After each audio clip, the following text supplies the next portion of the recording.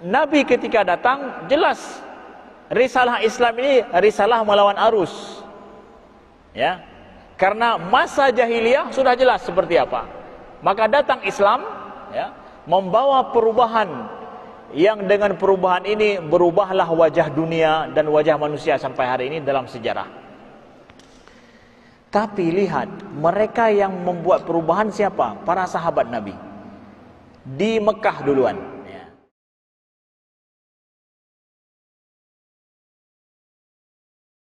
Anak muda itu baik, dengan baiknya anak muda, maka peradaban kita ke depan akan lebih baik. Kan gitu.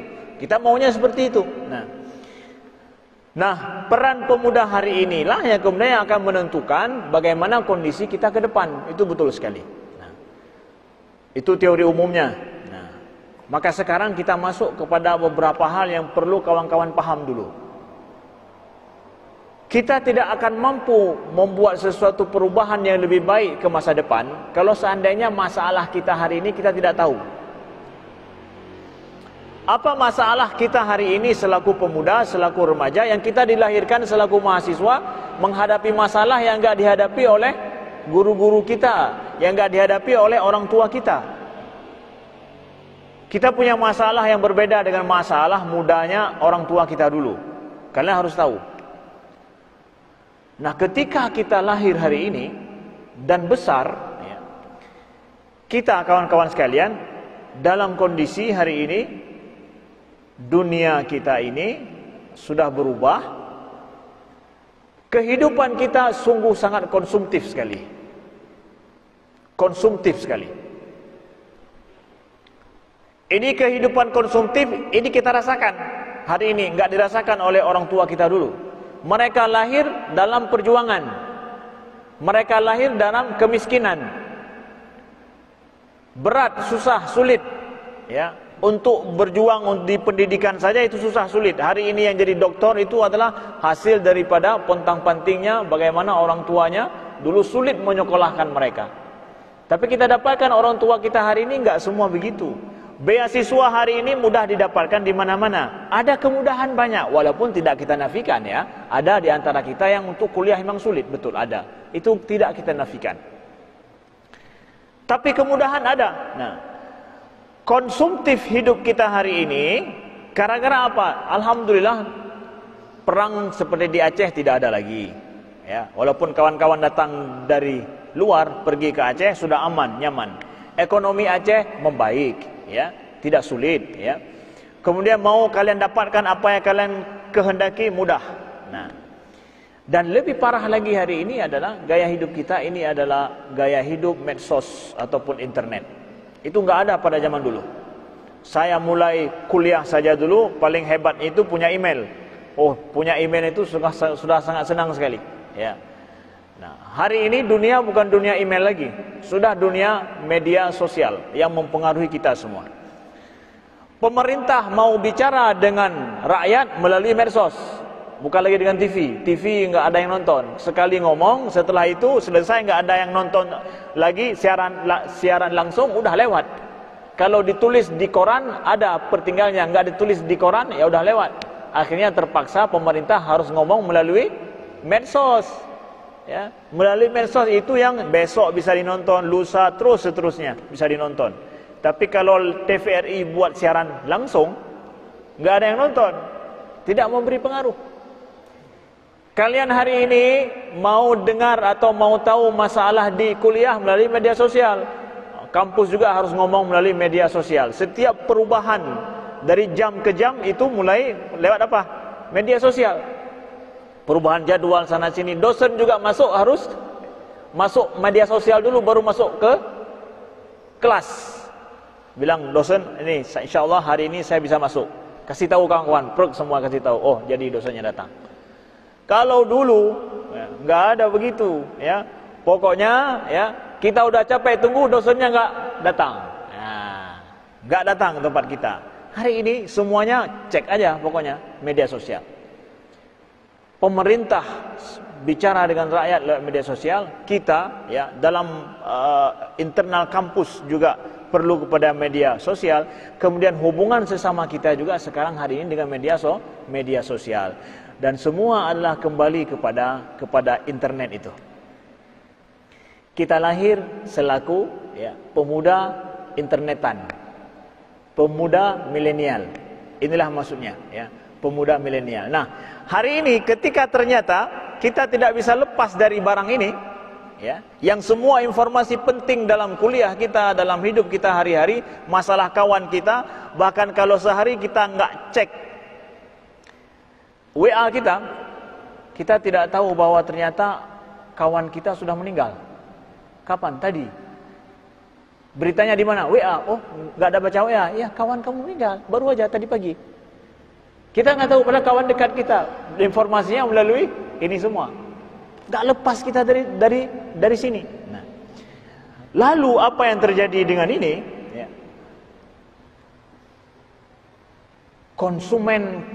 Konsumtif kita mulai masuk, gaya hidup konsumtif kita mulai masuk dari sini.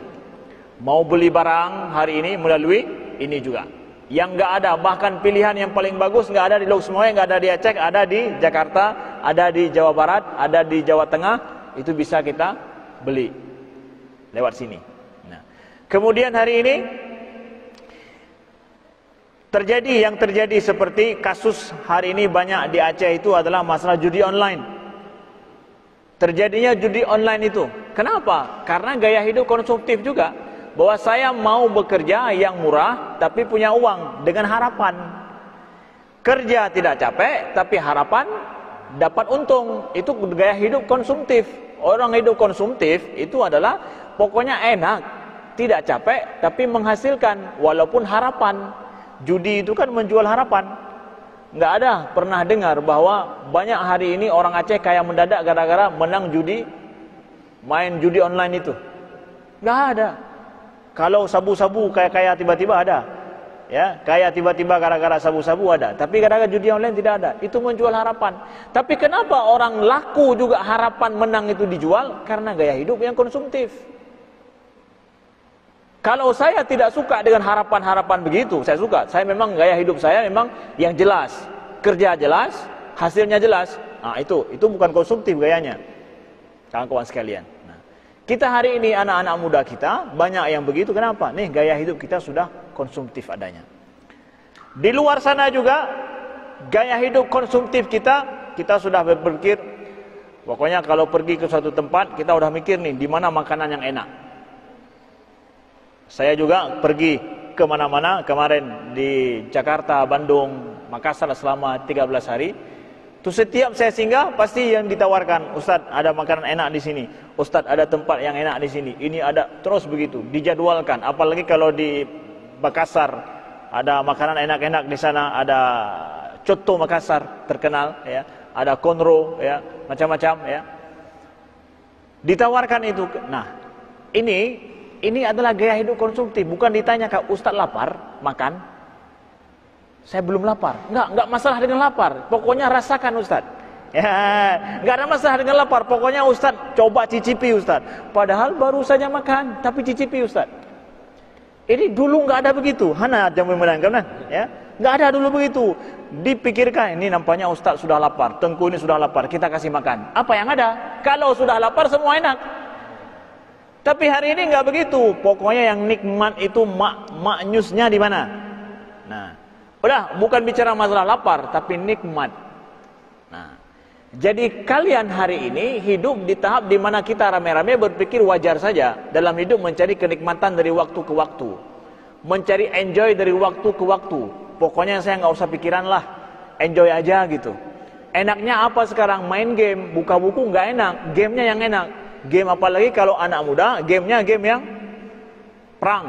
Karena itu memang wataknya seorang laki-laki ingin bermasalah selalu dalam hidup. Tantangan terus. Cari masalah, tantangan. Kalau nggak ada itu pukul kawan. Nah, pokoknya cari tantangan terus. Itu tantangan yang tidak tersalurkan dengan baik. Dia akan begitu. Tapi wanita bukan begitu. Sukanya apa? Yang Korea apa yang baru Nih, apa yang baru ini? Mereka akan suka nonton film Korea. Kenapa? Itu romantisnya, ada yang nangisnya, tertawanya lebih sedikit daripada nangis. Nangisnya lebih banyak. Ada melankoliknya. itu jiwa wanita. Makanya banyak yang peminat Korea itu dari cewek. Akhwat, na'udzubillah. Ini enggak bicara akhwat di sini ya. Di manalah, di luar sana tak. Tapi ada yang masuk kemari satu-satu. Nah, melankoliknya itu, ya. Film Korea terkenal. Nah, hari ini kenapa film Korea itu masuk ke tempat kita? Nah, inilah dia, karena kita mencari sesuatu di luar daripada itu. Nah, padahal kehidupan orang Korea hari ini paling parah sekali. Anak muda Korea banyak yang bunuh diri, lebih tinggi bunuh diri anak Korea daripada anak Jepang hari ini. Korea Utara itu, Korea Selatan itu, Korsel itu. Gaya hidup mereka parah sekali. Jadi romantisme mereka itu hanya ada dalam film, aslinya sama sekali tidak romantis. Mereka tidak pernah sulit berjumpa laki-laki dengan perempuan. Karena apa? Terikat kerja. Kemudian kalau jadi mahasiswa, itu semua difokus belajar siang malam, sampai pemerintah Korsel itu mengharamkan ada jadwal mengharamkan maksudnya melarang jadwal belajar kelompok ataupun di kursus lebih daripada jam 10 malam. Itu harus dibuat sebuah larangan khusus, karena mereka terus kejar bagaimana pendidikan mereka lebih baik. Akhirnya mereka hilang kemanusiaan mereka. Enggak sempat ngomong dengan kawan, enggak sempat enjoy dalam hidup, enggak. Pokoknya saya harus lewat di kampus itu. Akhirnya belajar sampai terus lupa diri. Udah waktu belajar lupa diri, kemudian waktu pekerjaan juga lupa diri. Hidup mereka sudah tidak ada manusiawi lagi. Nah, itu terjadi di Korea dan Jepang juga. Yang hari ini kita suka nonton film Korea. Bahkan hari ini saya dapatkan aneh lagi, ada restoran-restoran khusus Korea. Ya. Kemudian ada furniture khusus Korea. Karena ini di Lok Semamai golong.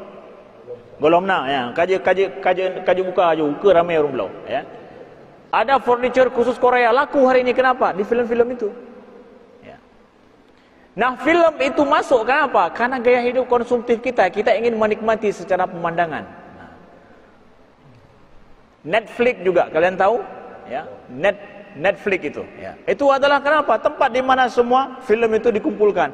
Kalau kita pikir, mana ada waktu kita nonton film 2 jam itu? 2 jam untuk nonton film, sungguh sangat merugi waktu kita. 2 jam. Tapi saya sanggup, kenapa? Udah, memang gaya hidup bukan gaya hidup mencari capek, mencari lelah, mencari masalah untuk kita selesaikan, bukan. Tapi enjoy aja kita hidup. Kawan-kawan sekalian, kalian hari ini hidup di titik ini. Kalian harus tahu, masalah kita ini di titik ini. Gaya hidup konsumtif dan gaya hidup yang mencari nikmat, hedonis namanya. Ya, di samping-samping kita itu semua, kawan-kawan kalian mempengaruhi kalian. Rujak yang paling enak di mana ya? Saya nggak lapar. Pokoknya yang enak, bukan laparnya. Udah, yang enaknya, mie Aceh yang paling enak di mana ya? Saya nggak lapar, bukan laparnya, yang enaknya yang penting. Itu terus begitu. Itu namanya gaya hidup hedonis. Walaupun di Aceh hedon juga. Jangan pikir hedonis itu di Inggris aja. Enggak. Itu gaya itu sudah kita transfer dalam hidup sekarang. Nah, jadi kalau orang udah di awal sudah diajarkan seperti itu, kalau diajarkan susah, sulit, kemudian kondisi harus berjuang, aduh, sulit-sulit amat sih. Akhirnya kalau ujian, yang disalahkan bukan usahanya, tapi dosennya. Kenapa sedikit dikasih nilai? Akhirnya demon kita, gimana nih? Sedikit kali kasih nilai nih. Yang masalahnya dosen. Kenapa pelit kali beliau tuh? Ya, kalau pokoknya yang ini killer kali, nggak kasih nilai.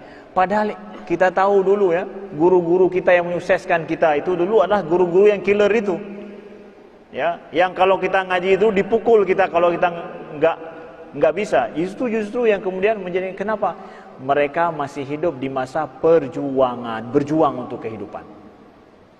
Kawan-kawan sekalian. Jadi Ustaz ingin kasih tahu kita semua, kita berada di titik ini nih. Di titik apa? Titik hidup kita konsumtif. Hidup kita itu adalah ya yang hedonis, cari nikmat, cari mudah. Dan ini penyakit besar yang harus kalian hadapi, kita hadapi bersama. Ini masalah besar yang ingin saya sampaikan yang terjadi dengan kita saat ini. Nah, maka dari sini, kalau kita bicara selanjutnya tentang masalah peradaban, masalah bagaimana anak mudanya ini, maka anak muda yang eksis ke depan, yang mereka itu mampu membuat perubahan adalah yang melawan arus. Kalau ikut arus nggak ada yang berubah, ya begitu-begitu terus. Kalian akan jadi sama seperti orang. Tapi yang akan membuat perubahan ke arah yang baik, yang lawan arus. Mereka suka hidup ya enjoy aja, anak enggak. Saya tidak. Saya mencari tantangan dalam hidup. Saya cari pengalaman baru nih, tantangan baru ini. Kalau masalah yang mahasiswa tapi buta aksara banyak, buta buku banyak, buta bacaan banyak. Tapi saya harus lawan arus. Apa? Saya harus menjadikan bagian penting dari hidup saya itu adalah membaca. Membaca apa? Membaca buku. Kenapa saya baca buku? Banyak yang saya ingin tahu. Munculnya rasa keingintahuan baru kemudian membaca. Kalau kalian nggak ada rasa ingin tahu, kalian nggak akan membaca. Nah, penyakitnya hari ini kalian harus tahu adalah bahwa kampus kita kadang tidak mencuatkan rasa ingin tahu itu. Kampus, dosen tugasnya adalah bukan mendikte. Nggak sanggup kita dikte ilmu itu. Banyak sekali yang harus kita kasih tahu penting sama mereka. Tapi ketika dosen pentingnya apa? Dia menjadikan kita, membuat kita rasa ingin tahu. Banyak. Itu hebatnya seorang dosen. Kita masuk kuliah 1 jam, rasa ingin tahu kita menjadi 2 jam, menjadi 3 jam. 1 hari saja itu ingin ada hal yang kita ingin tahu, apa ya rahasianya. Maka kemudian dosen kita memberikan referensi. Karena ingin tahu ini referensi yang bisa dirujuk, kita akan rujuk. Nah, begitulah dosen kita membimbing kita. Jadi Ustadz mau bilang apa? Mau menjadi perubahan ke depan dan eksis kita ke depan. Eksis artinya bahwa kita punya identitas pribadi kita ke depan, dan kita itu diandalkan ke depan, kawan-kawan sekalian. Itu adalah lawan arus dalam hidup. Lawan arus secara baik maksudnya. Kalau kalian tahu ini masalah kita, konsumtif kita hari ini, kemudian juga hedonis gaya hidup anak-anak muda hari ini, kalian yang lawan arus. Kalau kalian hidup masa muda yang melawan arus seperti ini, baru kemudian kalian akan membuat perubahan-perubahan ke masa depan. Kawan-kawan yang dimuliakan Allah. Nah, lalu mari lihat, kita bercermin kepada, karena ini kan sedang kita memperingati Maulid Nabi sallallahu alaihi wasallam, ya. Kita akan sebentar bercermin bagaimana, ya, kita belajar menjadi agen perubahan itu daripada sejarah hidup Nabi dan juga para sahabat. Nah, kita kan sering dibilang bahwa parah uang itu bikin orang gila. Kemudian internet parah, gara-gara internet banyak orang yang melakukan kejahatan, ya, pornografi, porno aksi, kemudian perjudian. Itu semua gara-gara internet tuh. Coba kalau nggak ada internet, memangnya kalau nggak ada internet akan baik orang? Yakin? Kan sering begitu kita pikir, ya. Nyuci gara-gara internet, itu semua gara-gara internet. Kemudian apa lagi? Memakai orang berkelahi, ribut, gara-gara apa? Gara-gara uang. Uanglah yang menjadi masalah. Ustaz mau kasih tahu sama kalian, ini gaya berpikir salah. Selalu kita katakan uang yang salah, gara-gara uang orang berkelahi, gara-gara uang orang bermusuhan. Kemudian apa? Gara-gara internet, adanya porno aksi, pornografi dan yang lain-lain, perjudian juga, kawan-kawan sekalian. Bukan internetnya yang salah, tapi orangnya yang salah. Kenapa orang salah memakai internet? Kenapa orang mau berkelahi gara-gara uang? Manusianya yang salah. Uang itu tidak punya apa-apanya, tidak mampu apa-apa dia. Dia tidak berpikir, tidak bergerak, tidak apa-apa. Internet juga begitu. Internet itu hanya adalah wasilah saja, sarana saja. Yang memakai siapa? Manusia. Jadi jangan salahkan internet, tapi salahkan siapa? orangnya. Jangan salahkan medsos. Gara-gara medsos terjadi perceraian, gara-gara medsos banyak terjadi penipuan. Jadi yang salah siapa? Medsos. So pegah medsos yang salah, manusianya yang salah. Jadi ketika kita berpikir demikian, seakan ingin katakan bahwa manusia nggak ada yang salah itu semua. Titik penting kalian harus tahu. Hari ini orang tidak mau. Kenapa gaya berpikir seperti ini sering kita dapatkan? Sering nggak kalian dengar seperti ini? Hah? Sering nggak? Halo? Assalamualaikum? Waalaikumsalam warahmatullah. Sering nggak kalian dengar gaya berpikir seperti ini? Kenapa sebabnya? Karena manusia hari ini tidak mau menerima tanggung jawab. Sulit menerima tanggung jawab. Kenapa sulit menerima tanggung jawab? Tuh, gaya hidup hedonis tadi. Gaya hidup tidak mau sulit, tidak mau susah. Karena emang ketika lahir tidak pernah susah hidupnya. Jadi oleh sebab itu terbawalah. Nah, ini salahnya. Kenapa terlambat datang? Macet. Yang salah siapa? Macetnya yang salah. Saya tidak salah. Yan ban. Ini gaya manusia lari dari tanggung jawab. Tidak ada. Bukan begini cara berpikir. Manusianya yang harus diperbaiki. Nah, jadi jangan Anda mengatakan salah ini, salah itu. Ini HP saya rusak kemarin. Kenapa rusak HP? Ya. Jangan salahkan HP. Saya terlambat memperbaiki HP saya. Jawab begitu. Saya salah karena terlambat memperbaiki HP. Jadikan kalian berpikir mindset itu menerima tanggung jawab. Bukan lari dari tanggung jawab. Itu adalah mindset gaya berpikir hari ini kalian harus tahu. Saya mencerna itu dengan baik, cara berpikir kita. Dalam hari-hari ya, saya bergaul dengan anak muda, dengan orang tua, dengan akademisi dan yang lain, saya cerna cara berpikirnya seperti apa. Itu berbeda kawan-kawan dengan gaya berpikir orang barat. Berbeda sekali. Saya pergi ke Jerman tahun 2019, bulan November. Bulan Oktober, akhir Oktober juga, yang pas seperti saat ini nih. Saya pergi ke Jerman. Ini sedang musim dingin saat ini ya, sedang musim dingin. Tapi belum banyak salju lagi. Salju nanti bulan Desember. Nah, jadi saya pergi ke Jerman, sudah dikasih tahu, Ustaz, ini kondisi di sini sekitar 5 derajat. Tapi belum salju lagi. Ya. Akhirnya saya bawa baju yang paling tebal yang saya miliki. Tapi yang enak, nyaman pakai dalam pesawat ya. Keluar pesawat. Setelah itu dalam airport di München saya turun ya. Dalam airport masih nyaman dengan baju yang saya pakai. Begitu keluar tempat parkiran, mau keluar airport, dari tempat ke tempat parkir mobil, langsung terasa, dingin. Saya bilang, dingin sekali di sini. Dibawa baju lain tambahan yang lebih tebal. Dingin Ustaz ya? Iya, dingin. Nah, saya pakai baju itu. Nah, dingin sekali di sini saya bilang. Saya ulang-ulangi terus itu. Biasa kan kita bilang, wah dingin, suasana dingin, ya, udaranya dingin, ya. Biasa bagi kita. Lalu ketika sampai di mobil, saya duduk dibilang, Ustaz, di sini kita nggak boleh bilang-bilang suasana dingin. Jadi orang Jerman nggak pernah mengatakan begitu, tapi mereka bilang bahwa baju saya tipis.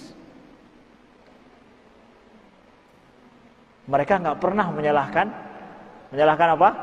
Menyalahkan udara, nggak menyalahkan suasana, tapi mereka bilang bahwa baju saya tipis. Saya langsung di situ tersentak. Ini gaya berpikir yang berbeda langsung. Ya. Aib bagi orang Jerman kalau kita mengatakan bahwa baju saya tipis, suasana dingin, hujan turun, saya basah, itu aib. Tapi apa juga, baju saya tipis, saya lupa bawa payung. Berbeda tidak? Ini konsekuensi berpikir ini berbeda tidak? Berpikir bahwa aduh hujan, saya basah, kemudian aduh udaranya dingin, saya tidak sanggup pergi. Yang salah siapa? Yang salah siapa? Hujan yang salah, udara yang salah. Saya nggak ada salah apa-apa, saya nggak ada salah apa-apa. Makanya muncul hari ini pribadi-pribadi yang nggak mau dikritik, kalau seandainya ada sedikit kekurangan dia nampak, dia akan marah. Karena saya tidak pernah memakai pikiran bahwa saya bertanggung jawab. Saya tidak pernah memakai pikiran itu. Mindset saya nggak bertanggung jawab. Yang salah selalu udara, angin, badai, entah apa-apa semua. Pokoknya selain saya yang salah. Acara hari ini terlambat, kenapa? Ustadznya terlambat datang. Padahal nggak dihubungi. Contoh misalkan, kawan-kawan, ubah mindset kalian. Jadilah kalian pribadi yang merasa bertanggung jawab terhadap diri kalian sendiri dan orang lain. Setiap ada kesalahan, saya yang salah. Sehingga orang ketika mengetahui dia salah, dia akan memperbaiki. Ke depan saya akan perbaiki. Kenapa demikian? Maka dosen-dosen kalian, guru-guru kita, kalau kalian mengakui saya salah Pak, di sini saya salah, ke depan itu dihormati, itu dikasih nilai plus. Daripada bilang, bapak itu saja pun orang lain juga begitu kok. Ini bapak yang itu katanya bisa begini. Tahun lalu saya bisa begini kok. Itu kalau bisa, coba tanya sama guru-guru kita. Kalau bisa dikasih apa? D dikasih. Tapi kita memang tidak pintar, tapi mengakui salah.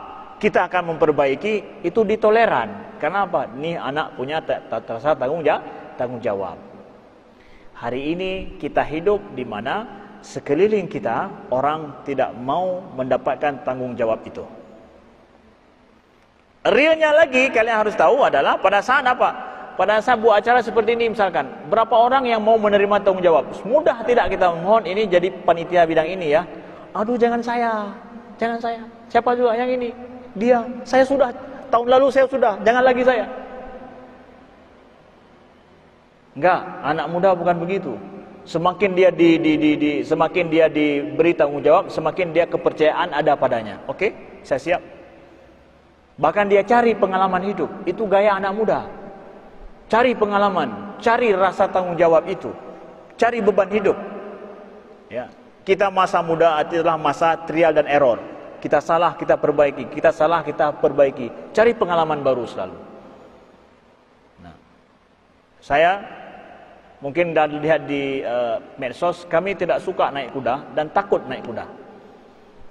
Saya takut naik kuda, saya takut. Tetapi di antara gaya hidup yang baik itu kita masih muda adalah mencari pengalaman-pengalaman baru dan pecahkan rasa takut itu. Saya diajak sama Ustaz Hanan, kita naik kuda. Oke, saya naik. Saya nggak pernah naik kuda sama sekali. Tapi saya naik dan saya naik harus bisa, saya bilang. Sampai saya bisa kasih lari kuda itu, oke? Selama 2 hari saya naik kuda, belajar sampai jatuh baru selesai. Jatuh ditendang sama kuda sekali, udah selesai, cukup. Tahun depan kita lanjutkan lagi. Pokoknya punya pengalaman baru, saya sudah tidak takut lagi. Begitu anak muda. Ya, anak muda begitu. Ya. Rasa takut taklukkan. Yang begini kemudian kita akan buat perubahan. Kita lawan arus. Kawan-kawan sekalian. Nah. Kemudian mari lihat kepada bagaimana kondisi Rasulullah sallallahu alaihi wasallam. Nah, Nabi ketika datang jelas risalah Islam ini risalah melawan arus. Ya. Karena masa jahiliyah sudah jelas seperti apa. Maka datang Islam ya, membawa perubahan yang dengan perubahan ini berubahlah wajah dunia dan wajah manusia sampai hari ini dalam sejarah. Tapi lihat, mereka yang membuat perubahan siapa? Para sahabat Nabi. Di Mekah duluan. Ya. Di Mekah bagaimana para sahabat membuat perubahan itu? Rata-rata itu adalah anak-anak muda semua memang. Abu Bakar pada saat masuk Islam, umur beliau belum 30 tahun lagi. Ketika beliau masuk Islam. Ya. Bilal begitu juga. Ammar bin Yasir juga begitu dengan keluarganya. Itu rata-rata adalah anak muda masih, umurnya masih muda. Nah, karena yang masuk Islam di awal-awal di Mekah dulu kebanyakannya adalah anak-anak muda, umur di bawah 40 tahun, hanya merekalah yang siap menerima menerima siksaan ataupun sulitnya hidup di kota Mekah selaku seorang muslim. Kalau orang tua diancam sekali, udah bergetar kan? tapi anak muda enggak. Sampai Bilal bin Rabah seperti apa kejadiannya, Ammar juga seperti apa kejadiannya. Mereka tabah. Kenapa? Mereka masih muda, masanya menanggung beban memang. Ini diantara rahasia di Mekah itu Islam tetap bertahan walaupun segelintir orang. Kenapa? Kebanyakannya masih masa-masa muda, 40 tahun ke bawah semua rata-rata yang masuk Islam. Nabi Muhammad pas 40 tahun beliau, di akhir masa muda beliau, ya, diangkat menjadi Nabi sallallahu alaihi wasallam. Pengikut beliau Ali bin Abi Thalib, kemudian Abdurrahman bin Auf, itu semua adalah anak-anak. Ali bahkan yang paling muda yang masuk Islam. Mereka sanggup bertahan. Kenapa? Karena mereka masih muda. Lalu kita lihat Nabi suruh mereka untuk berhijrah ke Habsyah. Nabi kemudian berangkat hijrah ke mana? Berangkat berhijrah ke Taif. Terus harus keluar, lari kadang, ya, dari tempat itu. Tapi tetap dengan identitas Islamnya dipertahankan. Apa yang kita belajar? Bahwa orang yang ingin membuat perubahan yang akhirnya membuat sebuah peradaban, enggak diukur pada betapa banyak orangnya. Hati-hati kalian jangan mengukur bahwa kita akan bisa membuat perubahan kalau seandainya kita banyak. Ini yang ikut LDK misalnya di kampus berapa? Hanya 2% Ustaz. 2% orang kampus. Yang lain enggak ada. Kita membuat perubahan enggak mengukur pada kuantitas. Enggak. Kalau mengukur pada kuantitas, berapa jumlah yang beriman kepada Nabi di Mekah dulu? Enggak sampai 300 orang. Orang kafir Quraisy berapa? Puluhan ribu. Bisa menang? Bisa membuat perubahan? Bisa. Kalau seandainya orang yang sedikit ini berkualitas. Bukti berkualitas disuruh hijrah Nabi ke Habsyah. Habsyah itu di daerah Eritrea hari ini misalkan. Luar biasa di sana. Jauhnya, tapi siap mereka demi jati diri mereka. Mereka pertahankan. Kemudian mereka bersabar dalam kondisi yang sulit sampai dikatakan oleh para sahabat, "Ya Rasulullah, mata nasrullah?" Ya Rasulullah, kapan pertolongan Allah itu datang? Ya, kapan pertolongan Allah itu datang? Allah menjawab, "Ala inna nasrallahi qarib." Ketahuilah bahwa pertolongan Allah itu dekat. Dekat itu kira-kira kalau kita bahasakan sekarang, ya, dekat pertolongan Allah itu. Berapa tahun Nabi di Mekah dalam kondisi sulit dengan para sahabat? Berapa tahun? 13 tahun. Nabi dengan para sahabat diboikot di Mekah, yang sampai harus makan daun-daunan yang dimakan kuda, itu dimakan oleh Nabi dengan para sahabat. Itu berapa tahun? Itu boikot, pemboikotan habis-habisan itu oleh orang Quraisy. 3 tahun. 3 tahun dengan sahabat Nabi itu diboikot sampai harus makan, enggak ada makanan. Yang dimakan adalah daun-daunan yang dimakan oleh onta untuk bertahan hidup. Dan itu Allah telah berfirman, sesungguhnya pertolongan Allah itu dekat. Kira-kira 2 tahun dekat enggak? 3 tahun dekat enggak? 10 tahun dekat enggak? 13 tahun dekat enggak? Ya, katanya dekat, tapi harus nunggu berapa? 13 tahun. Dekat itu. Maka kawan-kawan sekalian, hari ini kalian harus paham. Ketika Allah berfirman sesungguhnya pertolongan Allah itu dekat, ternyata berapa tahun? 13 tahun baru hijrah ke Madinah, di sana baru menang. 13 tahun hijrah ke Madinah, di sana baru menang. Tapi itu adalah firman Allah, sesungguhnya pertolongan Allah itu dekat. Ya Allah, dekatnya 13 tahun. Itu terjadi dengan Nabi kita Muhammad sallallahu alaihi wasallam. Kalau kita balikkan hari ini ke gaya pikir kalian, kita nih dekat, pokoknya kalian nanti sukses, tenang aja kalau begini. Berapa lama Pak? 2 bulan.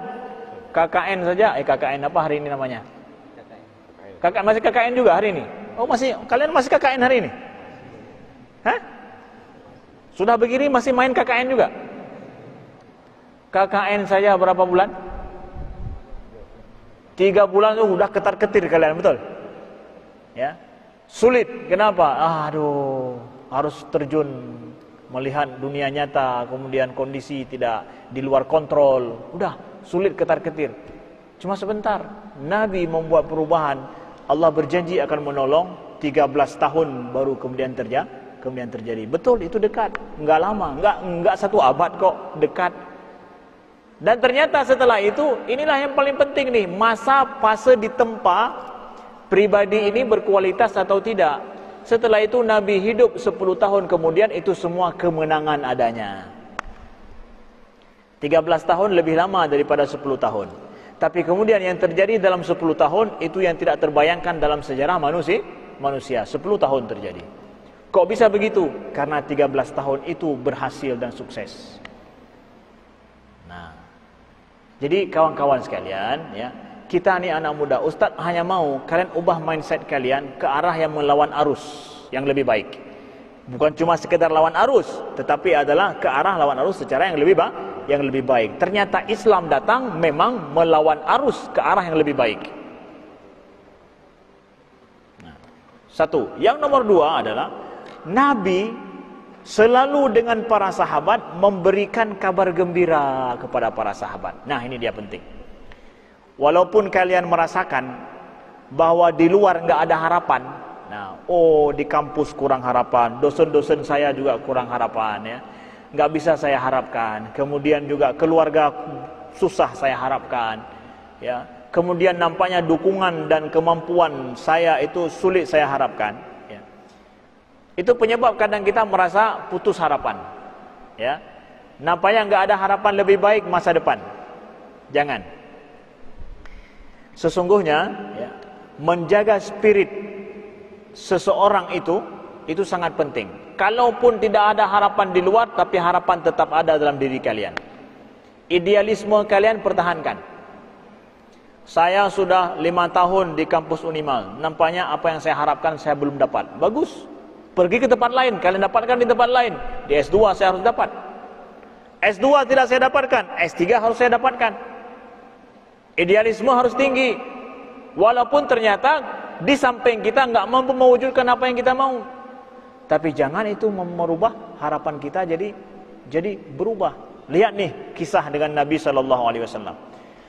Ketika Nabi, ya, berhijrah, Nabi kan tempuh jalan-jalan yang berliku. Kemudian ternyata dalam hijrah Nabi itu dikejar oleh siapa? Dikejar oleh Suraqah bin Malik. Suraqah hampir menangkap Nabi, tapi ternyata kudanya terperosok.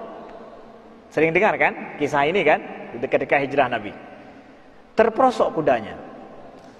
Lalu Nabi tawarkan kepada Suraqah, "Wahai Suraqah, mau tidak engkau masuk Islam?"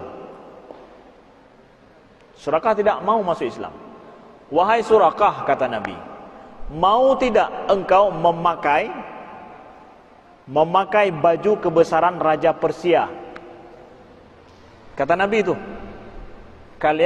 mau tidak engkau memakai baju kebesaran Raja Persia? Kenapa Nabi menawarkan itu? Nabi memberikan harapan besar kepada Suraqah bahwa kami umat Islam ini akan mampu menaklukkan Raja Persia. Baju kebesarannya itu kami akan pakai karena mereka takluk dan negaranya akan hilang gara-gara kami. Nabi bilang begitu pada Suraqah pada saat apa? Nabi sedang menang di Madinah atau sedang melewati jalan-jalan sempit menuju hijrah? Nabi bilang itu pada saat beliau berjalan hijrah, tapi jalan-jalan sempit yang harus lari daripada orang Quraisy.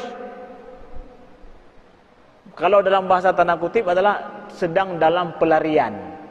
Dalam tanda kutip, ya. Sedang dalam pelarian, tapi ngomongnya apa? Tuh, baju kebesaran Persia itu, Raja Persia itu akan kami pakai nanti. Kalau kamu masuk Islam, kamu akan pakai baju itu. Kira kita bilang hari ini, ngomongnya. Ini sekarang gimana?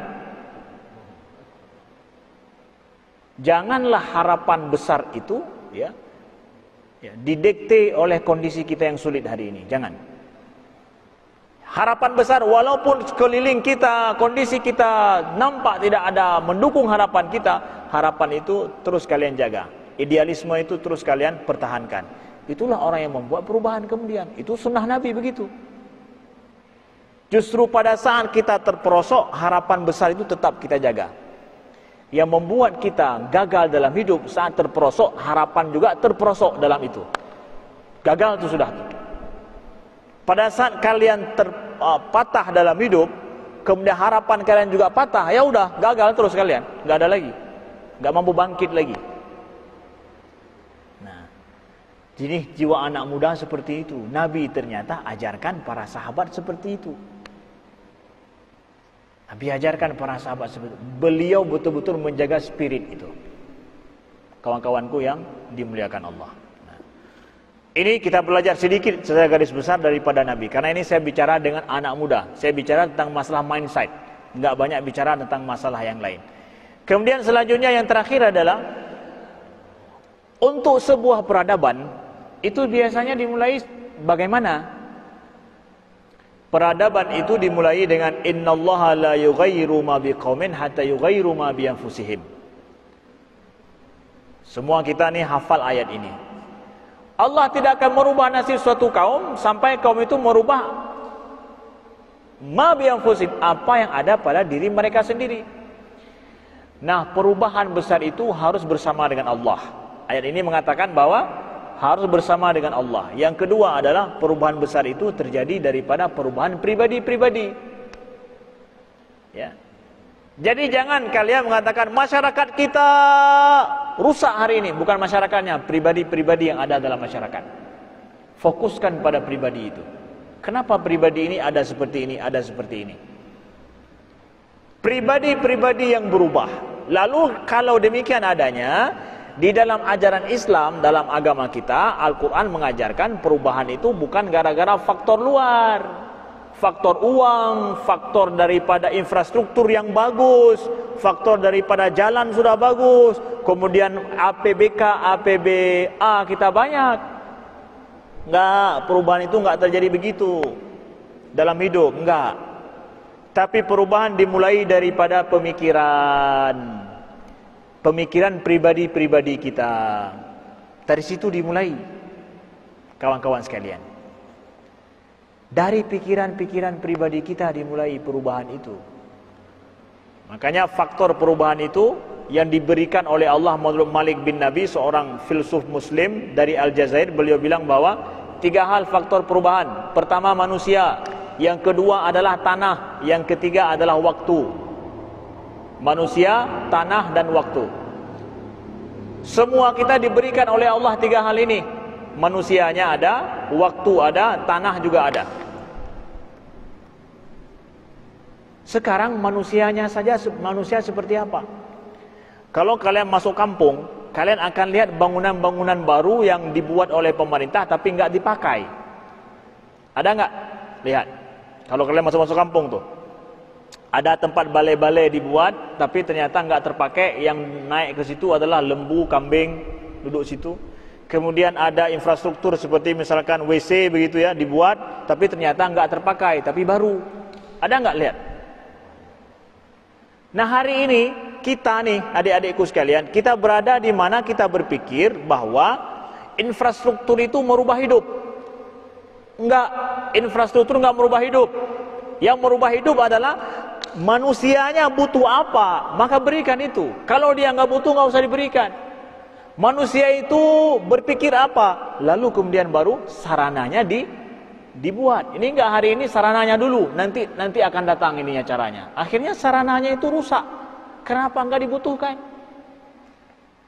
Karena kita berpikir perubahan akan insyaallah jalan ekonomi kita akan baik, manusia akan baik kalau ada jalan tol, ekonomi akan baik. Nanti lihatlah apa yang terjadi kalau itu enggak dibutuhkan. Manusianya belum mampu memanfaatkan tol itu, belum mampu memanfaatkan internet itu. Pokoknya internet kalau ada akan maju kita. Siapa bilang kalau manusianya rusak, dia enggak akan maju dengan internet, justru akan rusak bertambah gara-gara internet. Internet, infrastruktur itu semua adalah merupakan wasilah semuanya. Yang berubah pertama manusianya. Kalau manusianya nggak baik, maka itu nggak akan berguna juga. Itulah rahasia firman Allah, innallaha la yughayyiru ma biqaumin hatta yughayyiru ma bi anfusihim. Ini nih, ma biqaumin, apa yang ada pada diri kita dulu nih. Kita ubah, pikiran kita ubah, gaya hidup kita ubah, akhlak kita ubah ke arah yang lebih baik, ya. Baru kemudian itu semua akan berubah. Kita semua boleh pakai jam nih. Ya, kita pakai jam. Jam kita mahal, beli dari Swiss lagi. Tapi ini adanya jam di tangan enggak menunjukkan kita disiplin pada waktu. Betul? Nih ada jam semua. HP juga nih. Ada jam. Kemudian bisa disetel, bisa bangun jam 2, jam 3, kapan saja kan? Bisa bunyi kan? Apakah hari ini gara-gara ada HP ini semua orang bangun subuh? Hah? Bangun subuh semuanya? Kemudian gara-gara sekarang sudah mudah kita dapatkan jam di mana-mana, orang pakai jam, mahal lagi jamnya, antik, bagus. Apakah itu menjadikan semua orang disiplin waktu? Hah? Itulah yang Ustaz ceritakan bahwa itu infrastruktur semua. Infrastruktur ini walaupun mahal akan buang sia-sia, nggak ada harga kalau manusianya belum berubah mindsetnya. Dia belum butuh kepada jam sebagai waktu, tapi butuh jam untuk gaya. Nah, pakai jam untuk gaya aja. Pakai HP nih besar-besar lagi untuk apa? Bukan untuk buat tugas, mudah baca kemudian buat tugas banyak sehingga menyelesaikan pekerjaan. Kenapa juga? Mudah main game. Mudah kalau besar HP ini bentuknya ini enak main game. Dia sedang tidak butuh infrastruktur ini. Karena apa? Mindsetnya itu masih belum berubah. Kalau mindset sudah berubah, baru berikan wasilahnya. Ini butuh apa sekarang? Saya perlu untuk membaca banyak, menyelesaikan tugas, jadi sulit. Berilah yang besar. Dia akan pakai yang secara berguna, bukan main game. Ustaz mau kasih tahu pada kalian apa? Bahwa perubahan itu dimulai pada mindset kita, pikiran kita, diri kita, baru perlu kepada infrastruktur. Sarana, bukan sarana dulu. Pokoknya ayah belilah dulu itu pokoknya nanti akan, nggak ada itu, nggak ada begitu. Betul-betul kamu butuh, betul-betul kamu berhajat, sangat penting sekali, baru dapatkan infrastruktur itu. Kenapa? Dirimu dulu harus berubah, baru kemudian yang lain akan berubah. Nah, selalu perubahan dimulai dari diri kita, bukan dari luar. Alta bertanya, yang pertama adalah tentang bahwa kita masih masa muda, masa trial dan error dan ambisi ya.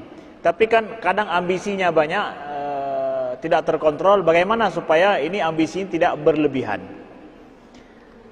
Saya mengatakan bahwa kawan-kawan sekalian, kalian justru bukti kita ini muda punya ambisi. Soal kalau sudah nggak punya ambisi lagi, pasti udah nggak muda lagi, udah pada tua-tua semua.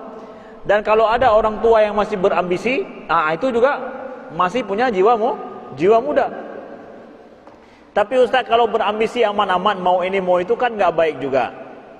Kawan-kawanku sekalian, ambisi bukan ambisinya yang salah, tapi ada tujuan atau tidak di situnya. Kalau saya punya tujuan berambisi untuk tujuan itu, bagus. Ibaratkan saya ini punya motor kencang, gas giginya 1, 2, 3, 4, bahkan 8 giginya. Orang punya 4 semua, saya punya 8 giginya. Untuk apa dipakai gigi 8 ini? Karena medan kerja saya itu adalah medan yang perlu kepada gigi ini. Jadi karena itu adalah pekerjaan saya dan tujuan saya memang pakai ini supaya misalkan, atau kita katakan mobil yang bisa loncat lah, trial gitu. Kenapa pakai trial? Orang lain cuma pakai Honda biasa, cuma skuter matic gitu. Kenapa kamu pakai trial? Ambisimu kuat sekali, bisa loncat. Karena medan pergi kuliah saya itu lewati gunung. Udah silakan, orang akan membaca ambisimu berlebihan, tapi tujuan saya benar. Silakan nampak berlebihan ambisi kalau tujuanmu itu menyampaikan ambisimu sampai pada tujuan, nggak ada masalah. Yang salah, kamu punya ambisi ini itu tujuannya nggak ada. Pakai trial tapi jalan di jalan apa? Aspal. Itu nggak perlu pakai trail itu skutik itu. Itu dibilang sama orang berlebihan ambisi lo. Kenapa? Itu cuma jalan di jalan aspal kok. Tapi kalau di jalan gunung silakan. Saya pakai di jalan gunung. Ambisi saya harus besar. pakai trail. Ambisimu begitu. Nah, silahkan. Ambisimu banyak karena tujuanmu banyak, silahkan. Tetapi kalau ambisi banyak, tujuan tidak jelas, tidak ada, ini yang berlebihan. Ikut ini iya, ikut itu iya, gabung sana iya, gabung sini iya, semua dia mau. Tujuannya apa? Enggak ada tujuan, gabung-gambung aja. Nah, ini yang baru ambisinya salah. Paham ya? Nah, selanjutnya adalah tentang masalah nih kripto dan juga saham nih. Ada sekarang aplikasi di HP, ada beberapa aplikasi itu. Ajaib contohnya. Ya, banyak sekali ya. Contohnya apa? Ajaib. Ajaib ya. Macam-macam lah ya. Saya di Jakarta juga diajarkan beberapa, ini bagus ini Ustaz, ini bisa kaya nih. Sandi Uno bisa kaya gara-gara aplikasi ini katanya. Terkejut juga saya, kalau begitu saya berhenti daripada inilah. Unicorn, ya. Berhenti daripada jalan kemana-mana ini, mau cari kaya aja ya. Karena kaya nampaknya nggak kita dapatkan dari jalan dakwah ini. Jadi yang mana juga dari ini aja nih, duduk aja terus lihat grafik lah. Ini perlu kita perhatikan grafiknya Ustaz. Nah, grafik turun naik, pas itu kita jual, laba kita. Mantap juga saya bilang. Kalau gitu saya duduk di rumah nggak pergi kemana-mana. Kripto lagi sekarang kan mata uang digital. Nah, sudah semakin ini kawan-kawanku sekalian. Kenapa yang ini kemudian jadi maju? Dua hal. Pertama adalah sesuatu yang baru. Kenapa orang perhatian pada yang seperti ini? Pertama karena sesuatu yang baru. Yang kedua adalah sesuai dengan gaya hidup kita. Dapat untung tanpa usaha dan kerja keras. Itu gaya hidup kita hari ini. Mindset kebanyakan orang hari ini adalah bagaimana tanpa kerja keras tetapi dapat untung besar. Itu sama dengan judi. Judi kan bisa harapan dapat untung besar tapi tanpa kerja keras. Nah, kalau kalian masih muda pikir seperti ini, bahaya. Sebaik-baik kalian yang pikir hari ini adalah bagaimana saya jual pisang tapi itu bisa saya mendapatkan untung. Tapi jual pisang bukan di pinggir jalan, tapi pakai ini nih. Misalkan, itu lebih pasti. Kenapa? Saya tidak mau sesuatu yang manja begitu, sesuatu yang tidak pasti. Nah, saham itu, gaya itu, saham model jual beli saham dengan melihat grafik yang seperti itu, dengan berbagai macam aplikasi yang ada, itu sesuai dengan gaya hidup orang. Saya duduk nyantai, tapi untung bisa besar. Ada nggak caranya? Itu menodai gaya hidup masa muda kita. Tidak cocok, tidak pantas. Tapi Ustaz itu punya ilmunya. Saya nggak bicara masalah salah secara selaku ilmu, tapi bicara masalah mindset hidup. Ya, mindset hidup. Jangan gantungkan harapan kaya kalian pada yang seperti itu. Ya, makanya hari ini, dulu sebelum ini ada MLM juga kan. MLM banyak ya. Pokoknya nanti kalau ada satu orang kamu bawa, kamu dapat untung langsung berapa juta gitu, 800 ribu, 500 ribu dikasih. Ada satu kawan yang masuk, dia akan bayar 1 juta, kita akan dapat 500 ribu, dia dapat, terus begitu. Ujung-ujungnya apa? Penipuan semua kan? Karena di dalam Islam tidak ada sesuatu yang kita dapatkan untung besar tapi usaha sedikit. Itu pasti ada namanya gharar. Gharar itu sesuatu yang tidak pasti. Semakin besar faktor yang tidak pasti, semakin itu akan merugi. Islam tidak mengajarkan seperti itu, kawan-kawanku sekalian. Nah, jadi Ustaz, saya enggak bicara masalah hukum halal haram, tapi adalah mindset gaya hidup, karena ini bicara dengan anak muda. Kalau orang tua ialah halal haram, karena apa? Itu dah jelas. Kalau halal ya halal, haram ya haram. Ya, ini anak muda bukan halal haramnya. Halal haram pun, walaupun haram pun iya juga kalau pas gitu kan anak muda. Ini bukan masalahnya. Halal haramnya anak muda ini. Ya, begitu. Baik. Nah, pertanyaannya adalah seputar akidah, bahwa ada yang mengatakan, membuat pernyataan bahwa tidak ada dalil bahwa Allah itu ada dalam Al-Quran ya. Tidak ada dalil yang menyatakan Allah itu ada dalam Al-Quran. Ini adalah pernyataan perspektif. Artinya perspektif menurut dia bahwa tidak ada ayat yang mengatakan wallahu mawjudun. Yang langsung mengatakan Allah itu ada ya. Tapi ayat yang mengatakan innani anallah la ilaha illa ana. Tidak ada Tuhan selain aku ya. Akulah Allah, tidak ada Tuhan selain aku. Khaliqu kulli syai', dia yang menciptakan segala sesuatu. Itu pernyataan dalam Al-Quran jelas, banyak ayat. Apakah ayat itu menyatakan Allah itu ada? Ya. Khaliqu kulli syai'in fa'budu, dialah pencipta segala sesuatu, sembahlah dia. Apakah itu menyatakan Allah ada? Secara bahasa atau secara pemahaman? Hah? Secara pemahaman. Kalau dikatakan Allahu mawjudun, carilah ayat ada mawjud, Allah mawjud, enggak ada. Bahasanya tidak ada secara asli langsung ayat letterlek begitu. Nah, tapi Allah sudah lebih daripada itu. Kalau misalkan seorang rektor nih ngomong nih, kalian harus tahu saya rektor. Atau bilang bahwa kalian harus tahu bahwa saya menentukan semua kebijakan maju tidaknya kampus ini. Yang paling elegan itu yang mana? Hah? Yang mana yang paling elegan ngomongnya dan berpengaruh gitu? Begitu. Allah kalau ngomong, aku ini ada, kalian harus tahu. Sama kayak dokter bilang, saya ini rektor, nggak tahu kalian. Dengan dia bilang bahwa semua itu saya menentukan kalian semua nantinya. Oh, bapak siapa? Rektor ya, punya kapasitas seperti itu. Cari tahu sendiri siapa saya. Nah, kan lebih elegan begitu. Allah nggak mengatakan begitu.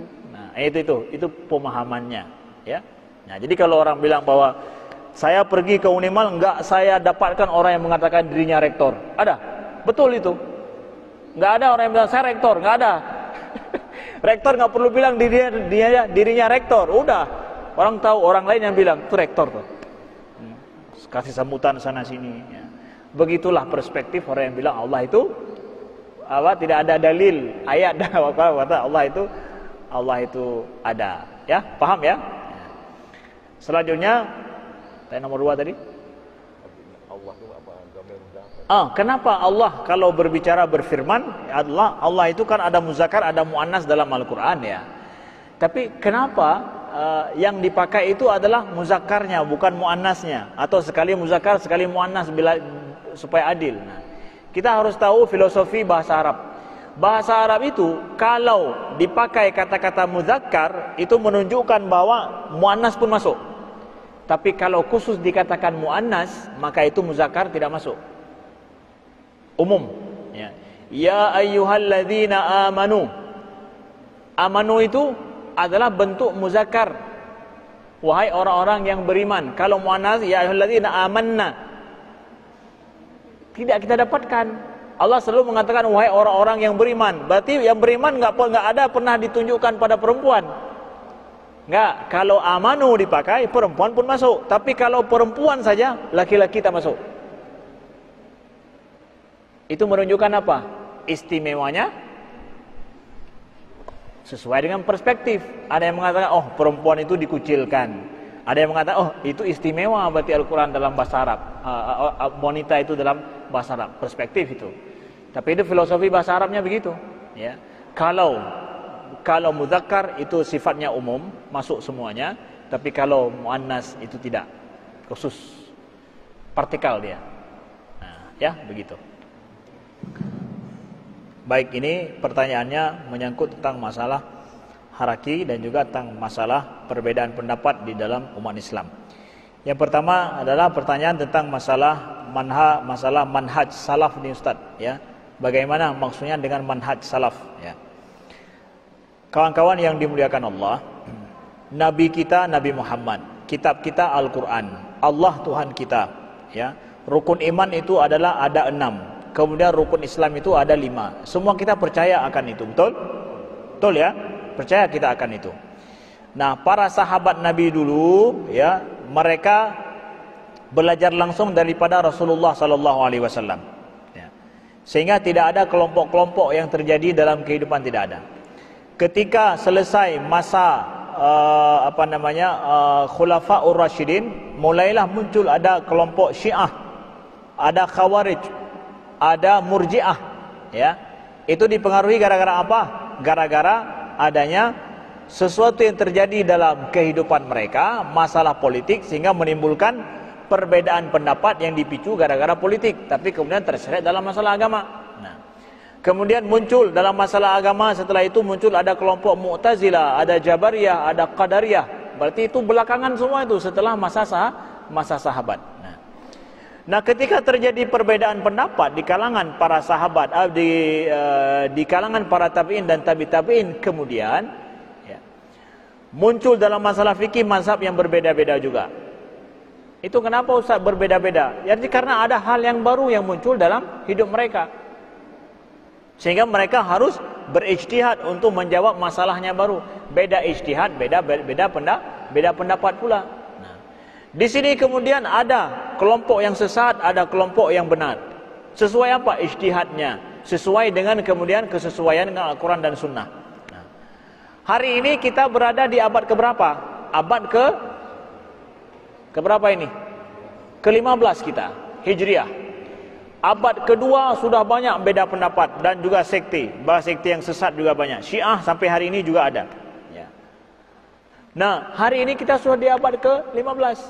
Masih adakah perbedaan pendapat di kalangan kita? Ada. Perbedaan pendapat di kalangan kita. Dalam masalah fikih, kita beda pendapat banyak. Masalah mazhab masih terus ada. Ya.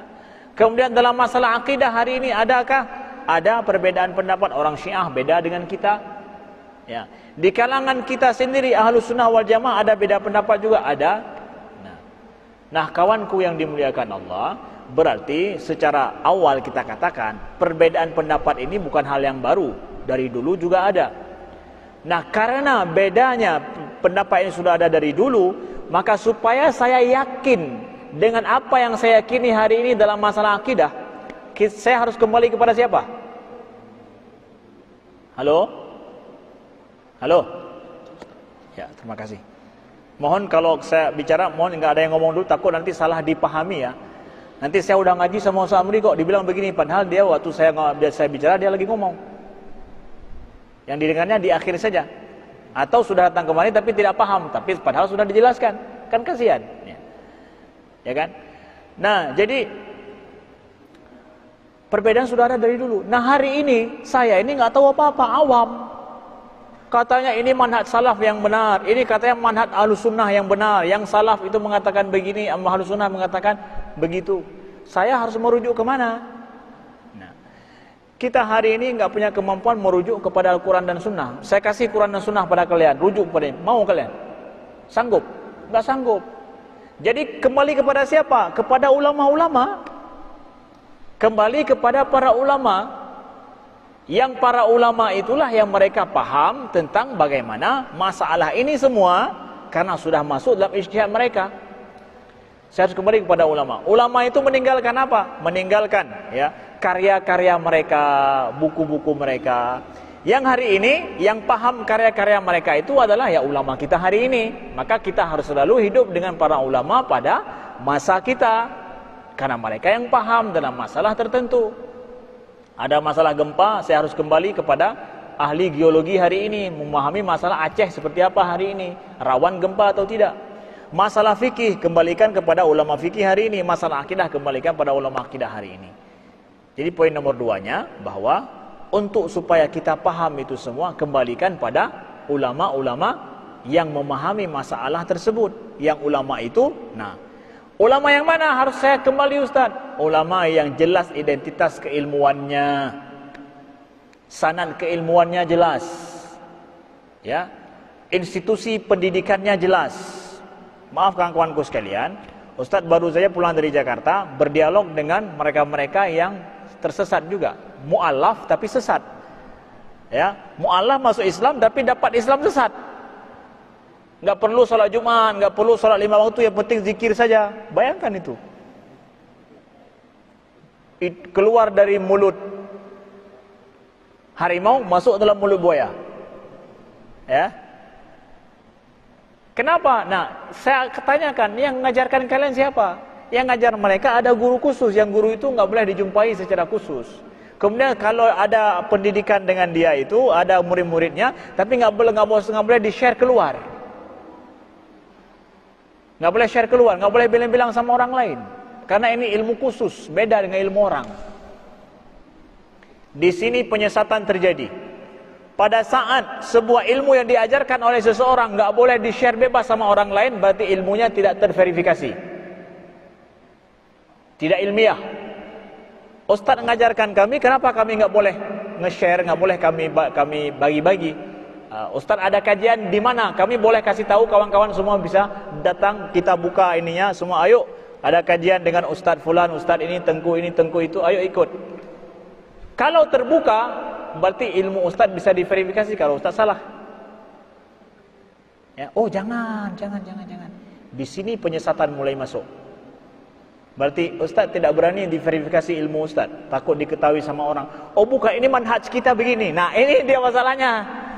Enggak, memang metode kita begini nih. Ya, di sini masuk penyesatan. Ustaz ini belajar dari mana? Silsilah ilmunya kemana? Sekarang kalau ustaz ngomong di sini berani di-share seperti ini enggak? Semua orang datang kemari. Oh jangan, kita masih masa-masa ini sembunyi-sembunyi dulu. Itu gaya penyesatan masuk di situ. Adik-adikku sekalian. Ya. Hari ini dunia terbuka. Kenapa ilmu yang benar itu ditutup? Bukalah. Ya. Maka kita belajar dari mana? Dari orang-orang yang jelas memiliki sanad keilmuannya, dari sisi apa, institusi pendidikannya apa, riwayat pendidikannya apa, ke situ. Yang jelas. Apalagi masalah akidah. Masalah akidah, kawan-kawanku sekalian. Nah, lalu kemudian masalah salaf nih, gimana nih Ustaz? Kita mengatakan yang nama salafus soleh ya. Salafus soleh itu tidak ada perbedaan bahwa mereka adalah sebaik-baik daripada masa dahulu. Ya.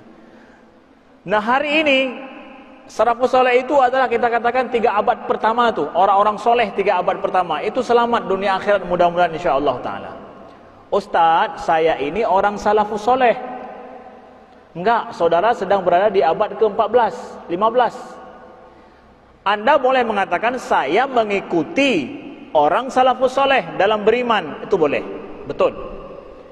Siapa di antara kita yang enggak mengikuti salafus soleh dalam beriman, maka dia akan kafir. Dia akan tersesat. Saya hari ini mengatakan saya ini mazhab Ahlus Sunnah wal Jamaah dan saya ini adalah mazhab Imam Syafi'i. Imam Syafi'i sudah meninggal Ustaz. Kapan? Udah dari dulu meninggal. Abad kedua sudah meninggal beliau. Ya, awal abad ketiga meninggal. Kok ikut Imam Syafi'i?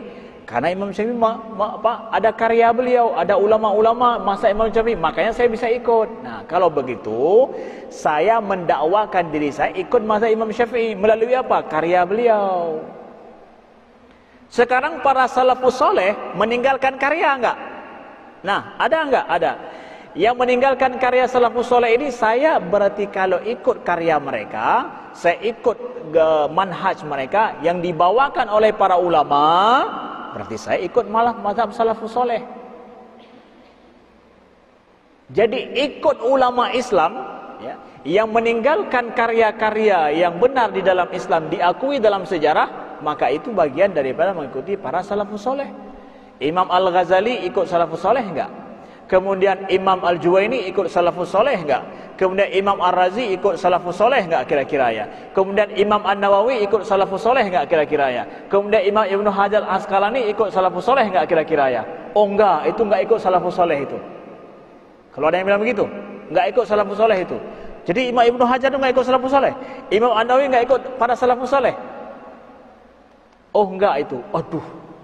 Kalau ada yang bilang begitu, itu perlu verifikasi sejarah. Anda mengingkari ya sejarah ulama-ulama besar dalam Islam yang karya mereka itu diakui dalam sejarah. Anda mengingkarinya. Siapa Anda? Ini dia kawan-kawanku sekalian. Ya. Islam telah diuji dalam sejarah dengan ulama-ulama yang banyak itu. Ya. Dengan mudah saya mengingkari mereka. Enggak, itu bukan orang salaf itu. Akidahnya salah itu. Ibnu Hajar akidahnya salah. Imam Nawawi akidahnya salah. Imam Razi apalagi. Imam Ghazali lebih-lebih lagi. Semua salah terus. Jadi yang benar siapa? Yang dibilang sama guru saya saja. Yang hidup pada sekarang ini hidupnya. Lalu bilang dia orang salafus soleh. Kan enggak ilmiah. Enggak ilmiah. Nah, makanya kawan-kawanku sekalian, mengikuti manhaj salafus soleh itu adalah kewajiban kita semua.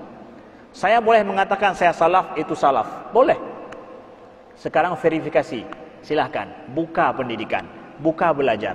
Kawan-kawan yang ikut misalkan kajian dengan ustaz-ustaz salaf, misalnya mengatakan, ikut juga kalian dengan ustaz-ustaz yang lain. Supaya apa? Berimbang. Itu ilmiah namanya. Ya, ilmiah namanya, berimbang. Tapi kalau ada ustaz yang bilang bahwa kalau ikut dengan saya jangan ikut sama yang lain, ustaz itu sesat, ditahzir, itu tidak ilmiah sama sekali. Saya belajar ilmu geologi sama Bapak Ghazali misalkan. Bapak Ghazali bilang jangan ikut ilmu geologi sama Pak itu, sesat ilmu geologi sama dia. Waduh. Masa ilmu pengetahuan dikotomi begitu? Kita yang belajar di ilmu, kita belajar ilmu. Ilmu Islam lagi, memangnya kebenaran itu ada pada ustaz itu? Ini manhaj Azhar. Azhar mengajarkan terbuka. Kalau memang saya salah, verifikasi kesalahan saya supaya umat tidak sesat. Kita mengajak umat Nabi nih, menyelamatkan umat Nabi, bukan menyelamatkan kelompok kita. Selamatkan umat Nabi Muhammad nih. Nah, jadi di sini awal muasal kesesatan itu ada kapan? Pada saat jangan ke situ, ke sini saja. Itu enggak boleh tahzir sama ustaz itu. Kemudian pengajian kita tertutup, ya enggak boleh di-share keluar. Itu asal muasalnya kadang penyimpangan dalam akidah. Nah, oleh sebab itu kawanku sekalian, ya belajarlah akidah, ya terbuka sifatnya, ya kepada guru-guru kita yang punya sanad ilmu yang baik, yang benar, ya dan juga bisa diverifikasi semuanya dan diterima oleh umat ini. Sesungguhnya umat Nabi tidak akan pernah berkumpul dalam kesesatan. Panjang pula saya bilang ini. Perlu saya jelaskan. Karena apa? Ini banyak masalah yang salah dipahami dalam hal ini. Jadi ustaz enggak suka dengan orang salafi, orang yang ini, orang ahlus sunnah yang ini. Bukan. Ustaz bicara di tengah nih. Membuka wawasan bagi kalian. Ya, membuka wawasan bagi kalian semua. Bagaimana harus belajar.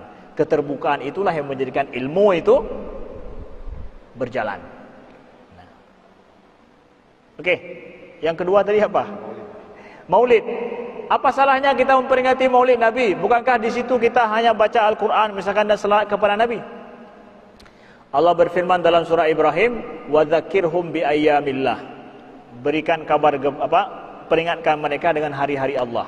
Hari-hari Allah itu apa? Hari-hari yang banyak nikmat Allah di situ dan juga banyak juga musibah mungkin yang terjadi. Itu hari-hari Allah. Jadi lahirnya Nabi Muhammad termasuk memperingati hari nikmat Allah paling besar dalam hidup kita, lahirnya beliau. Jadi secara ayat kita dapatkan dalilnya, boleh. Nah, masalahnya hari ini caranya saja ini. Kalau cara yang kita pakai memperingati Maulid sampai kepada maksud, tujuan, ya mudah-mudahan itu adalah benar. Tapi kalau caranya salah, ya salahlah. Peringatan Maulid, misalkan ada di satu tempat yang ustaz baru saja pergi, itu peringatan Maulidnya gimana? Kumpulkan banyak makanan di depan, setelah itu hambur-hamburkan, kemudian orang situ bermain pesta pora, membuang-buang makanan. Itu Maulid Nabi. Betul itu? Enggak, Nabi enggak ngajarkan begitu. Karena apa? Caranya itu enggak sesuai dengan tujuan. Mencintai Nabi kok justru mubazir, mencintai Nabi kok justru membuat perbuatan yang dilarang Allah. Enggak ada begitu. Tapi cara memperingati Maulid, kalian nih hari ini buat Maulid nih, gimana? Kita ingin spirit baru selaku umat Nabi nih. Ada perubahan yang lebih baik ke depan. Spiritnya mana? Daripada momentum kelahiran Nabi. Kita belajar kembali. Ada salahnya di situ? Ada salahnya. Logika enggak akan mengatakan salah juga sebelum kita katakan ayat dan hadis.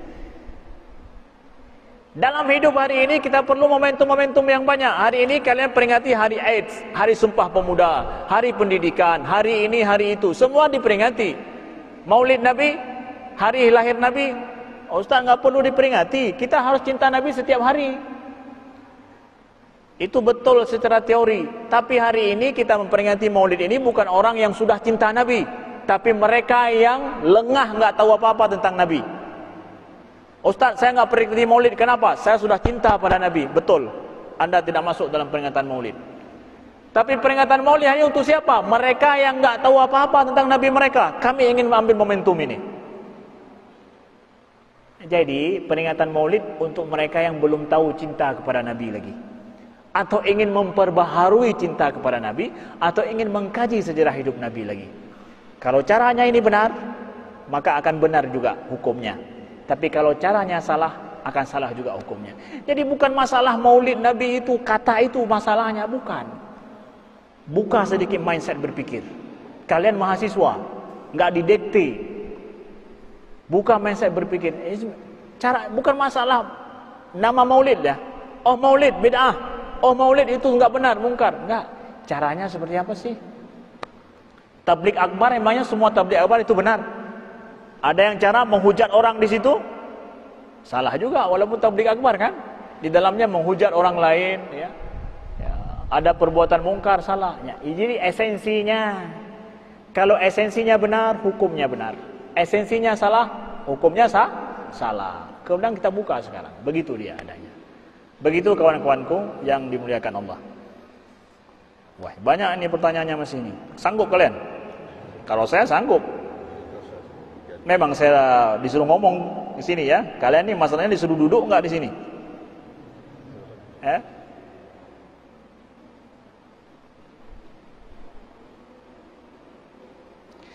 Ada 3 metode pemahaman agama. Saya pilih aja ya. Eksklusif, inklusif, dan pluralisme. Dari 3 metode itu, yang manakah yang mencerminkan Islam rahmatan lil alamin? Eksklusif, inklusif, dan juga pluralisme. Yang mana itu yang Islam? Ini istilah teknis, istilah lahir dalam akademisi modern. Islam itu telah ada sebelum ini. Jadi kalau begitu saya nggak boleh memahami Islam dalam lingkup 3 hal ini. Kenapa? Islam sudah ada sebelum 3 hal ini diceritakan. Berarti 3 hal ini harus saya cocokkan kepada Islam. Paham maksud saya? Islam sudah ada sebelum tiga istilah ini ada. Jadi jangan saya ambil Islam, saya ingin masukkan dia ke dalam mana ini ya? Inklusi saya masukkan, eksklusif atau pluralisme. Jangan. Buang itu semua, lihat kepada Islam. Lalu lihat pluralisme ini apa kamu mau? Sesuai enggak dengan Islam? Kalau enggak, buang kamu. Eksklusif, apa yang kamu mau? Sesuai enggak dengan Islam? Karena Islam sudah duluan ada. Kalau enggak, buang istilah ini. Kalau begitu boleh saja saya pahami Islam tanpa eksklusivisme, tanpa inklusivisme, tanpa pluralisme. Buang 3 istilah itu, Islam tetap ada. Paham? Paham ya? Jadi untuk memahami Islam tidak mesti harus ada kepada istilah ini. Ya. Karena apa? Duluan ada Islam sebelum ada ini. Kalau kalian kemudian masuk melalui cara baca pluralisme, saya mau masuk lewat pintu pluralisme, kalian akan memandang Islam dari sisi kacamata pluralisme saja. Jadinya Islam salah. Nah gitu. Inklusivisme juga begitu. Islam boleh jadi ketiga-tiga hal ini bagian daripada Islam kok. Boleh saja. Jadi ini istilah teknis. Ustaz enggak membahas istilah ini karena panjang, karena filosofi sifatnya. Tapi pahamilah, kalian boleh memahami Islam tanpa harus melewati 3 istilah teknis ini. Kalaupun kalian ingin memahami ini, tapi jangan sepotong-sepotong pahami semuanya, ketiga-tiganya. Dan istilah ini dibuat oleh orang Barat, berarti ada masalah dengan orang Barat dalam memahami Islam. Jadi jangan mudah kalian telan istilah ini. Ya, baik. Jadi pertanyaan secara umum ini saya jawab poin-poinnya saja, ya. Bahwa ada yang bertanya gimana nih Ustaz untuk merubah gaya hidup hedonis dan konsumtif itu. Ustaz yang cerita ini semua itu adalah itu maksud Ustaz tadi. Kalian harus merubah mindset dan lawan arus dalam hidup ke arah yang lebih baik dengan tujuan yang lebih baik, supaya gaya hidup konsumtif hedonis itu tidak berlaku dengan kalian. Kemudian yang kedua adalah jangan mudah terpengaruh dengan kawan-kawan kalau seandainya tujuan kalian itu tidak sesuai dengan tujuan kawan itu. Jangan mudah terpengaruh. Sesungguhnya medsos yang kita baca, WA yang diposting itu semua membuat godaan kepada kita. Ya, ingatlah. Itu namanya dalam ilmu sosial dengan buayan sosial. Jadi kalau ada kita lihat nih, ada ini yang kita lihat ada air mineral, kemudian ada tisu, kemudian ada buah-buahan, kemudian ada kawan nanti buat TikTok, bukan buat ini macam-macam. Itu semua buayan supaya kita juga ikut. Kalian lihat saya minum ini, seakan-akan kalian juga mau minum, ya kan? Buayan itu namanya.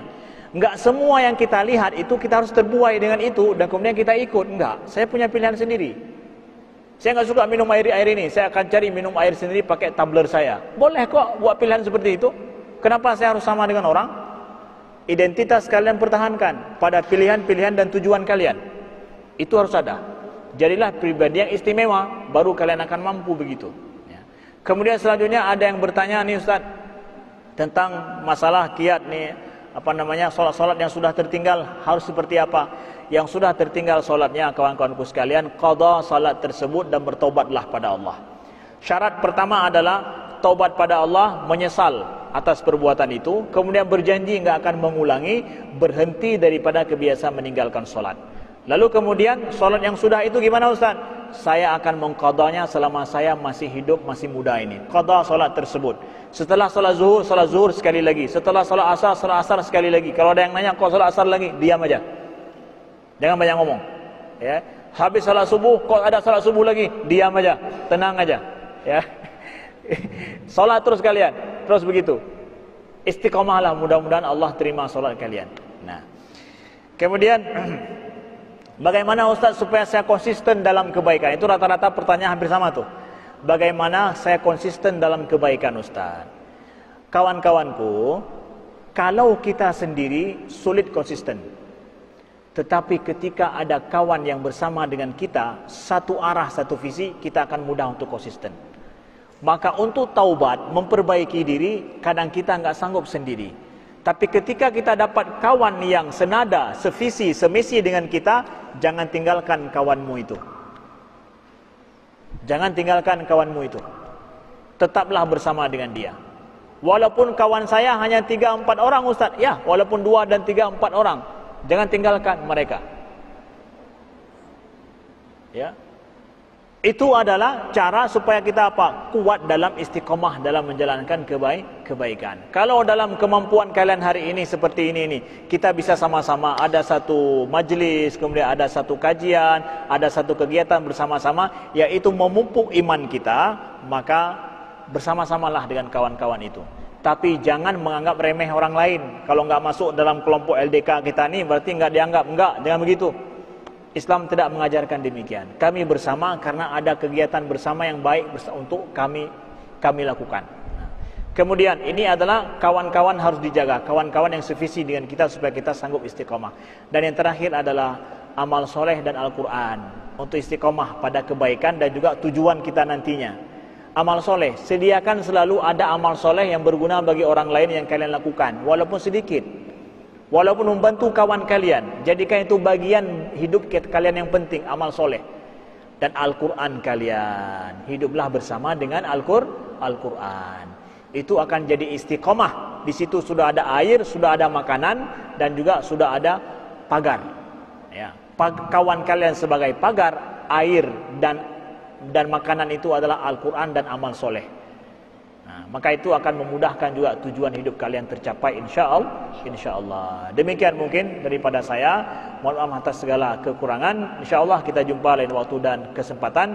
Suatu saat saya akan mendengar akan ada insyaallah pakar-pakar ekonom, ahli-ahli yang lahir daripada Universitas Malikus Saleh, Lok Semawe, Aceh Utara, insyaallah taala. Jadi seorang pemikir muslim yang baik, yang berguna, bermanfaat bagi umat, yang membuat perubahan ke arah yang lebih baik sesuai dengan kapasitasnya sendiri-sendiri insyaallah taala.